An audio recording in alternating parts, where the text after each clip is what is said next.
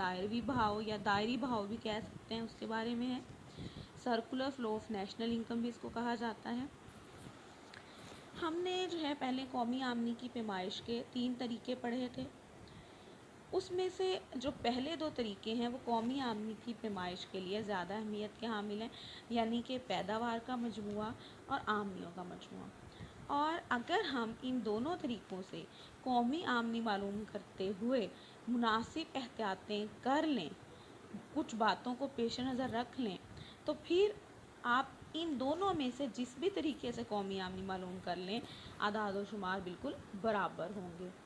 اب اسی بات کی وضاحت کے لیے کہ دونوں طریقوں سے جو حاصل کردہ قومی آمدنی کے اعداد و شمار ہیں وہ آپس میں بالکل برابر ہوں گے، اس کی وضاحت کے لیے ہم جو ہے ایک ڈایاگرام دیکھیں گے جو کہ پیج نمبر 23 پر ہے ہمارے پاس۔ یہی قومی آمدنی کے دائروی بھاؤ کو ظاہر کرتی ہے، اور اسی سے ہمیں پتہ چلے گا کہ کیسے دونوں طریقوں سے قومی آمدنی کے اعداد و شمار بالکل برابر ہی حاصل ہوتے ہیں۔ ڈایاگرام میں ہمارے پاس 2 شعبے ہیں، یا یہ کہہ لیں کہ معیشت کے 2 حصے ظاہر کیے گئے ہیں۔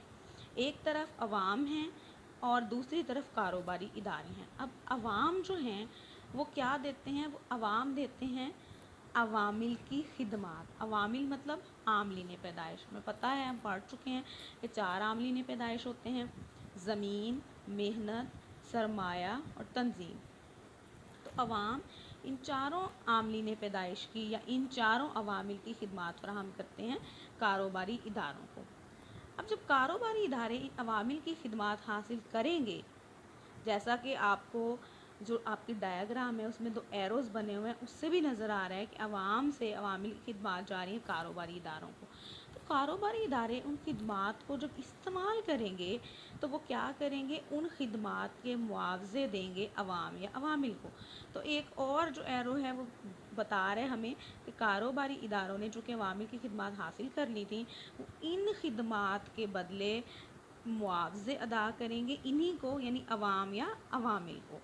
ٹھیک ہے، اچھا اب کیا ہوگا کہ کاروباری اداروں نے چونکہ عوام یا عوامل کی خدمات حاصل کی تھیں تو وہ ان خدمات کو استعمال کر کے اشیاء و خدمات تیار کریں گے۔ اگر آپ دیکھیں تو آپ کو نظر آ رہا ہوگا کہ کاروباری اداروں سے جو ایرو جا رہا ہے وہ بتا رہا ہے کہ اشیاء و خدمات کاروباری ادارے تیار کریں گے، اور تیار کر کے وہ فروخت کے لیے منڈی میں کن کے پاس بھیجیں گے؟ عوام یا عوامل کی طرف۔ یعنی ہمارے ہاں جو کاروباری ادارے یا ہماری فرمیں ہیں وہ جو بھی اشیاء تیار کرتی ہیں وہ مارکیٹ میں یا منڈی میں فروخت کے لیے بھیج دیتی ہیں، کن کے پاس؟ عوام کے پاس۔ ٹھیک ہے، اچھا اب کیا ہوگا؟ عوام یا عوامل کے پاس وہ جو اشیاء و خدمات آ گئیں، اب عوام نے وہ اشیاء و خدمات جو ہیں وہ خریدنی ہے۔ ساری بات ہے کہ ہمیں اپنی ضروریات زندگی کے لیے بہت سی اشیاء چاہیے، تو ہم کیا کریں گے؟ ان اشیاء کو خریدیں گے۔ جب عوام ان اشیاء کو خریدیں گے تو کیا کریں گے؟ ان اشیاء و خدمات کی قیمتیں بھی ادا کریں گے، اور وہ جو قیمتیں ہیں وہ آ جائیں گی کاروباری اداروں کی طرف۔ یعنی جب عوام اشیاء کو خریدیں گے جو کہ کاروباری اداروں نے تیار کر کے منڈی میں بھیجی تھی بیچنے کے لیے، تو ان اشیاء کو خریدتے وقت عوام ان اشیاء کی قیمتیں ادا کریں گے، اور وہ جو رقومات ہوں گی وہ آ جائیں گی کاروباری اداروں کی طرف۔ ٹھیک ہو گیا؟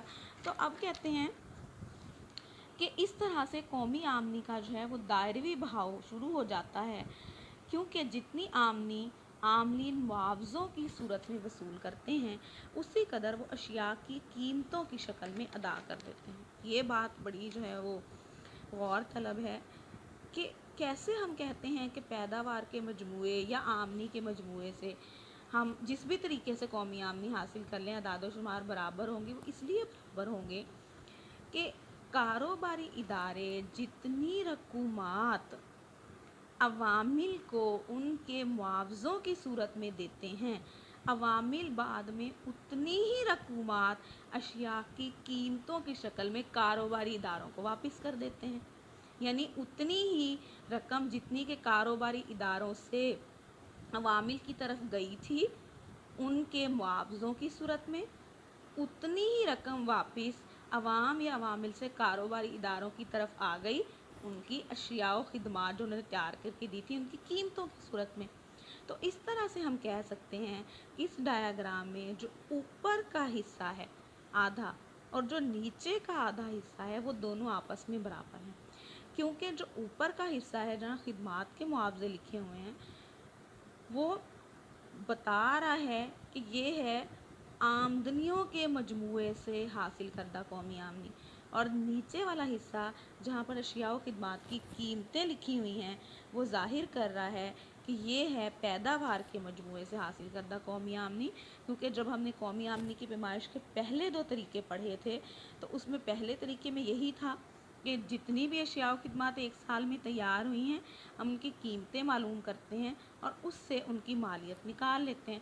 तो यहाँ भी वही लिखा हुआ है अशिया व खिदमात की कीमतें। तो ये हो गया कौमी आमदनी की पैमाइश का पहला तरीका, यानी पैदावार का मजमूआ। और दूसरे में हमने कहा था कि हमारे मुल्क के अंदर जितने भी जो आमलीन पैदाइश हैं हमारे, उनकी खिदमात के मुआवज़ों को हम जमा कर लेते हैं, इकट्ठा कर लेते हैं। तो ऊपर के हिस्से में लिखा हुआ खिदमात के मुआवजे। तो इस तरह हम कहते हैं कि इस डायाग्राम का जो ऊपर का आधा हिस्सा है, निचला आधा हिस्सा है, वो आपस में बराबर हैं। और ऊपर का हिस्सा जो है वो आमदनियों के मजमूए से हासिल करदा कौमी आमदनी है, और नीचे वाला हिस्सा जो है वो अशिया व खिदमात की जो कीमतों को ज़ाहिर कर रहा है वो पैदावार के मजमूए से हासिल करदा कौमी आमदनी है। और साथ ही ये डायग्राम आपको बता रही है कि कौमी आमदनी का दायरवी भाव किस तरह से हो रहा है। ज़रा एरोज़ जो हैं उनको अगर हम गौर से देखें तो हमें पता चलता है कि किस तरह से अवाम या अवामिल से अवामिल की खिदमात कारोबारी इदारों की तरफ गई, और फिर वहाँ से खिदमात के जो मुआवजे हैं वो अवाम की तरफ आए। फिर कारोबारी इदारों ने जो अशिया व खिदमात हैं वो तैयार करके अवाम को दी, और उन्होंने अशिया व खिदमात की कीमतें जो हैं वो फ़राहम की, अदा कर दी कारोबारी इदारों को। तो कौमी आमदनी का इस तरह से एक दायरवी भाव शुरू हो जाता है, और इसी तरह से किसी भी मईशत में कौमी आमदनी जो है उसका इसी तरह से फ़्लो जो है वो होता रहेगा, चलता रहेगा। तो यहाँ तक आज का हमारा जो टॉपिक है वो ख़त्म हो गया। इसके बाद अगला जो हमारा टॉपिक है वो है कौमी आमदनी का तवाज़न, यानी equilibrium level of national income. तो हम जो हैं वो कौमी आमदनी के तवाज़न के बारे में भी पढ़ेंगे, लेकिन पहले सबसे देख लें कि कौमी आमदनी का तवाज़न क्या हो सकता है, या कौमी आमदनी की मतवाज़न सतह क्या होगी। उसके बाद फिर तफसील से हम अपने अगले लेक्चर्स में देख लेंगे। तो कहते हैं कौमी आमदनी की मतवाज़न सतह से मुराद कौमी आमदनी का ऐसा मयार जिसे इस्तेहकाम नसीब हो और जिसमें आए दिन उतार चढ़ाव ना हो।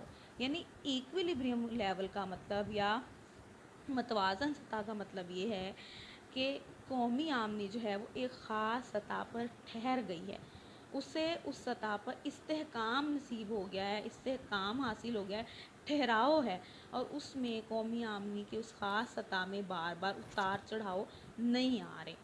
कहते हैं अगर बाज़ हालात के पेश नज़र कौमी आमदनी का ये तवाज़न बिगड़ जाए, अगर कौमी आमदनी का तवाज़न ख़राब हो जाए, कौमी आमदनी अपनी मतवाज़न सतह पर ना रहे, मतवाज़न हालत में ना रहे, तो कुछ ऐसी क़ुव्वतें यानी कुछ ऐसी फोर्सेस हैं, कुछ ऑटोमेटिक फोर्सेस हैं जो कि फिर काम करना शुरू करती हैं, सरगर्मी अमल होती हैं, और जिनकी वजह से जो मईशत होती है उसमें कौमी आमदनी आखिरकार अपने पहले मयार पर यानी अपनी मतवाज़न सतह पर पहुंच ही जाती है। तो यही हम इस पूरे जो टॉपिक में तफसील से आगे यही पढ़ेंगे कि अगर कौमी आमदनी का तवाज़न बिगड़ जाए तो किस तरह से ऑटोमेटिक फोर्सेस या जो ख़ुदकार क़ुव्वतें हैं वो उसे आखिरकार उसकी पहली सतह पर, पहले मयार पर यानी मतवाज़न सतह पर ले ही आती हैं। अब हमारे पास जो हैं वो केन्स की कुछ मसावातें हैं नेशनल इनकम या कौमी आमदनी के बारे में, कि जिनको समझना जो है वो थोड़ा सा ज़रूरी है, और इन्हीं मसावातों को आप इसी चैप्टर में पहले भी इन इक्वेशंस को देख आए हैं। तो सबसे पहली हमारे पास इक्वेशन है जो कि आपको भी नज़र आ रही होगी, पेज नंबर है हमारे पास 26। तो इस पे इक्वेशन दी हुई है। सबसे पहले है कौमी आमदनी बराबर है सर्फ जमा बचत, ठीक है, इंग्लिश में। और अगर आप इसको जो है वो लिखना चाहें तो वो हो जाएगा y is equal to C plus S. एक दफ़ा उर्दू में बताया हुआ है, साथ उन्होंने इंग्लिश में भी बताया हुआ है किस तरह से लिखेंगे। y आपको पता है कि हम कौमी आमदनी को कहते हैं, c का मतलब है कंजम्पशन या सर्फ, और s यानी सेविंग का मतलब है बचत। तो हम कह सकते हैं y is equal to C plus S, यानी कह दिया गया केन्स ने ये बताया कि कौमी आमदनी जो है वो किसी भी मईशत में उसके सर्फ और बचत को जमा कर लें तो उसके बराबर होती है। अच्छा, जबकि ایک اور بات بھی کہی جا سکتی ہے کہ قومی آمدنی برابر ہوتی ہے صرف جمع سرمایہ کاری۔ اب یہ سرمایہ کاری ہمارے پاس کہاں سے آ گیا؟ ایسا ہے کیونکہ کینز کے مطابق لوگ جس قدر بچت کرتے ہیں کسی بھی معیشت میں، کینز نے یہ کہا تھا کہ وہ ساری بچتیں سرمایہ کاری میں لگا دی جاتی ہیں، تو چونکہ جتنی بچت تھی وہ سرمایہ کاری میں لگی، تو بچت کی جگہ ہمارے پاس سرمایہ کاری آ گیا۔ ایکویشن کو دیکھیں تو y=c+s کی جگہ آ گیا I یعنی انویسٹمنٹ یا سرمایہ کاری۔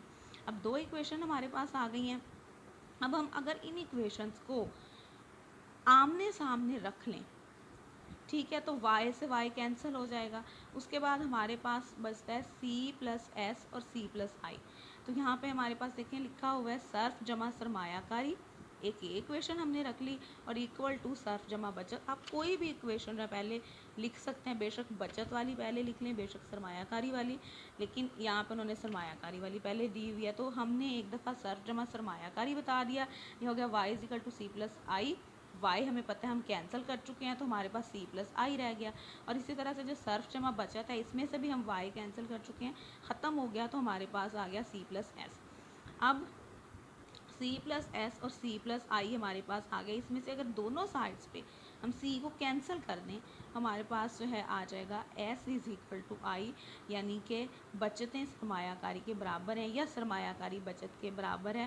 اور یہ بھی بات یاد رہے کہ قومی آمدنی کے تعین میں ہم انہی تین معینات کا ذکر کرتے ہیں، یعنی ہمارے پاس صرف یا صرفی خرچ، بچت اور سرمایہ کاری، یہ ہم انہیں کہتے ہیں کہ یہ تین ڈٹرمیننٹس ہیں یا تین معینات ہیں، یعنی یہ تین وہ فیکٹرز ہیں جن سے کسی بھی معیشت میں جو قومی آمدنی ہے اس کا تعین ہوتا ہے، کہ یہ پتہ ہو کہ صرفی خرچ کتنا ہے اس معیشت کا، بچتیں اس میں کتنی ہو رہی ہیں، اور آگے وہ کس طرح سے سرمایہ کاری میں لگ رہی ہیں۔ تو کینز نے ہمیں یہ مساواتیں دی تھی، ٹھیک ہے، قومی آمدنی کے توازن کے حوالے سے، اور اس میں سے انہی مساواتوں سے تین فیکٹرز یا تین معینات ہم نے نکالے ہیں کہ ہمیں پتہ چلا ہے کہ قومی آمدنی کا انحصار جو انہی تینوں پر ہوتا ہے، کس پر؟ صرفی خرچ پر یا صرف پر، جس کو ہم سی یا کنزمپشن کہتے ہیں، بچت یعنی سیونگ جس کو ہم ایس سے ظاہر کرتے ہیں، اور سرمایہ کاری یعنی انویسٹمنٹ جس کو ہم آئی سے ظاہر کرتے ہیں۔ باقی انشاءاللہ ہم اپنے اگلے لیکچر میں پڑھیں گے، آج کے لیے اتنا کافی۔